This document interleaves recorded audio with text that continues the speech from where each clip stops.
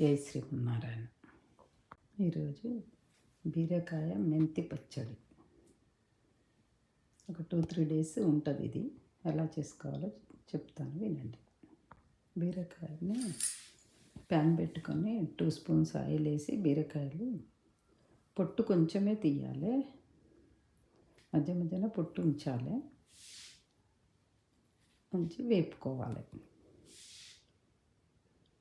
బాగా మెత్తగా వేపద్దు, కొంచెం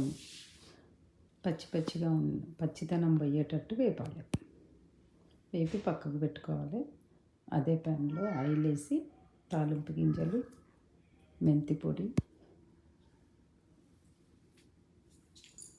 ఇంగువ, కరివేపాకు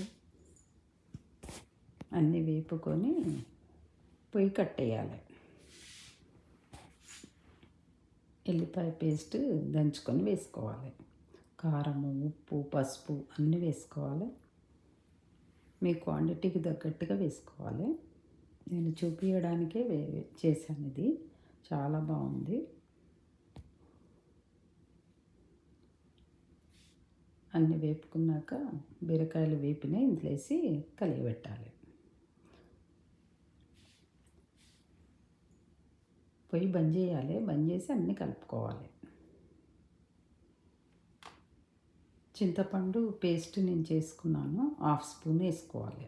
చింతపండు పేస్ట్ మీ క్వాంటిటీకి తగ్గట్టుగా వేసుకోవాలి. లైట్గా పులుపు, బాగా వద్దు. కారం తక్కువ ఉందని మళ్ళీ వేసాను.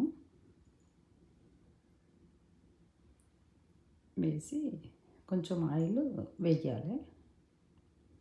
ఆయిల్ కొద్దిగా పచ్చళ్ళలో ఎక్కువనే వేసుకుంటాంగా, అలాగే వేసుకోవాలి.